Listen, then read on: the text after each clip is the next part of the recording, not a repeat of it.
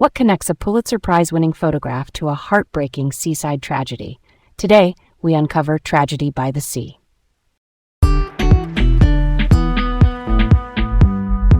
Hi, I'm Leah, feeling curious today and ready to dive into this compelling story. And I'm Garrett, excited to explore this one with you.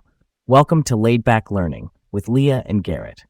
Today's topic is Tragedy by the Sea, a Pulitzer Prize-winning photograph capturing a moment of profound loss and reflection on a California shoreline in 1954.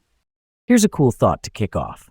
I once wandered into this tiny old photography shop and, not gonna lie, I geeked out when I spotted a vintage Rolleiflex. That's a twin-lens reflex, medium format camera, meaning it uses larger film than 35mm, and you look down into a waist-level viewfinder. It's quiet, sharp, and kind of elegant. Seeing it up close made me appreciate how photojournalists in the mid-century worked on the fly, which is exactly how John L. Gaunt captured today's image. Let's set the scene. Tragedy by the Sea is a black and white news photograph made in Hermosa Beach, California, in April 1954. It shows John and Lillian McDonald, a young couple, standing at the surf line just after their 19-month-old son, Michael, disappeared. The ocean is active, the posture of the parents is tense, and the frame holds this stillness that somehow contains chaos. That emotional punch comes from what we don't see. The child is not in the picture. And the photographer here, John L. Gaunt, was a staff photographer for the Los Angeles Times. He wasn't even on assignment. He heard a neighbor shout, "Something's happening on the beach." He grabbed his Rolleiflex and ran. That's spot news photojournalism in action. Spot news just means breaking unscheduled events where speed and accuracy matter. He arrives, composes quickly with that waist-level finder, and makes the shot before the couple turns and walks away. A quick vocabulary pit stop. Photojournalism is the practice of telling news stories through photographs, ideally unposed and in real time. And the Pulitzer Prize for Photography, at that time, recognized distinguished news photography. Gaunt's image eventually earned the 1955 Pulitzer. The jury called it poignant and profoundly moving.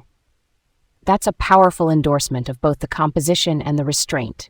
Also, tiny technical note that matters here. Gaunt later recalled he used a shutter speed of 1/152nd at f/16. In plain English, that's a relatively fast exposure to freeze motion and a small aperture for deep focus, so both the couple and the roiling shoreline look sharp. Bright coastal sun makes those settings doable. It keeps the place itself very present in the frame, which honestly hits different when the ocean is part of the story. Okay, let's get into the timeline. Early April 1954. The 19-month-old Michael McDonald disappears near the shoreline in Hermosa Beach. His parents are John and Lillian. Lillian tells police that Michael had wandered out of the family's yard, which shifts the search from a private space to the public beach. Authorities respond quickly, expanding their search to the waterline because time matters so much near the ocean. That same day, a woman named Beverly Murdoch runs to a police station to report she saw a baby in a seaweed patch in the ocean. She even describes clothing that matches what Lillian told police. That report ramps up urgency. Meanwhile, John McDonald is running back and forth on the beach, and Lillian is physically holding him back from dashing into the surf. It's this wrenching push and pull between action and restraint. Here's where Gaunt enters. He lives in Hermosa Beach, hears the neighbors shout, grabs that Rolleiflex and runs down. He sees the couple at the edge of the water and makes the photograph right before they turn and walk away. The exact distance he shot from isn't documented. As daylight fades, the official search is suspended because it's too dark, but the parents refuse to leave the beach that night. Next up, the middle stretch. The next day, the Los Angeles Times runs the photograph with Gaunt's title, Tragedy by the Sea. The paper also speculates that Michael might have been swept out to sea. That's early reporting under pressure, and it's framed as a possibility, not a confirmation. Other media pick it up and the story gets louder.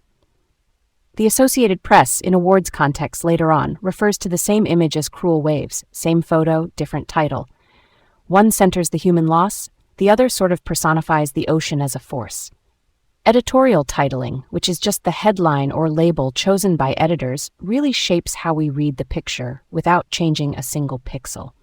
Coverage continues for days. The Los Angeles Mirror, another local paper at the time, reports that the parents keep a vigil on the beach. A few days later, the search is still active. The photo isn't a memorial yet. It's part of an unfolding event, which is why it resonated so fast. People are seeing it while the outcome is still unknown. And then the resolution.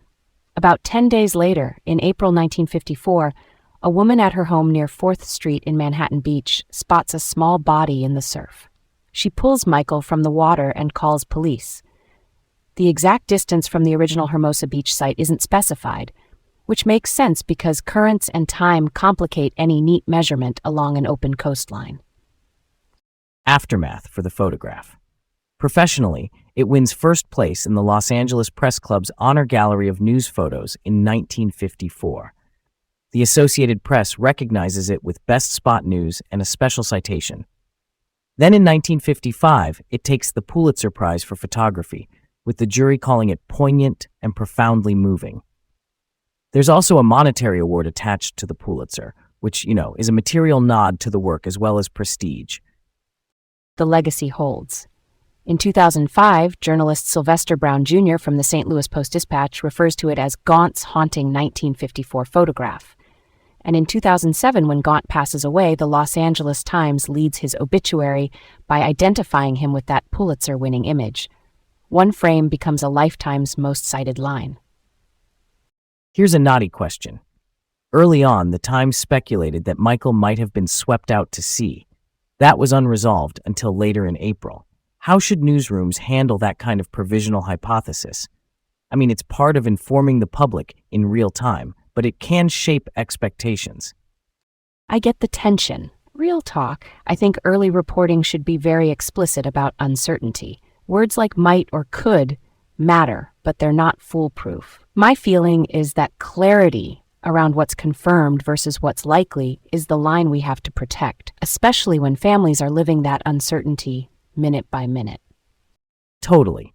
But why do you think the speculation shows up anyway? Pressure to give context or to help people make sense of a chaotic scene? Both. In fast-moving stories, even careful outlets feel the push to fill gaps.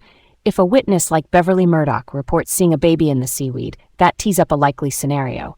The safer path is to repeat the detail, attribute it clearly, and resist drawing the final line until it's confirmed. That's where editorial choices meet empathy. And titles matter too. Tragedy by the Sea centers the family.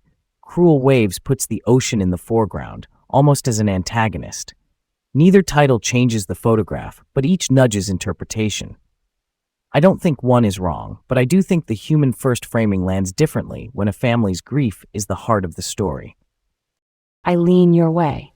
The power of the image is that it preserves dignity. The missing child isn't pictured. We read the story through posture and place.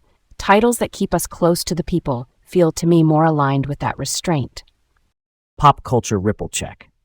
The photograph keeps resurfacing in journalism circles because of those layered recognitions, from the Los Angeles Press Club to the AP and the Pulitzer.